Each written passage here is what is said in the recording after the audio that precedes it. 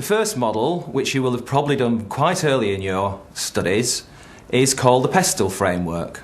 Now, if you remember, this framework looks at the big general changes in an organisation's business environment and, for convenience, just puts them into these 6 categories. Now, how would this model apply to our 3 organisations?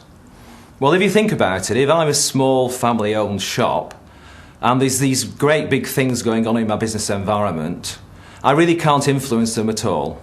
So my attitude has got to be, can I understand them and how do I actually cope with them?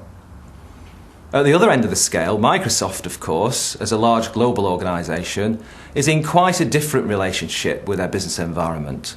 They're big, therefore they don't just have to cope, they can influence what goes on, at least in parts of the business environment. Indeed, in the case of Microsoft, we all know they've gone beyond that. They've actually created quite big parts of the business environment, both for themselves and for others. Obviously, the whole issue of information technology. But even for strong, big organisations, there'll be parts of that business environment which can be difficult for them. And they may have to know how to defend against political criticism, for example, or difficult economic trends.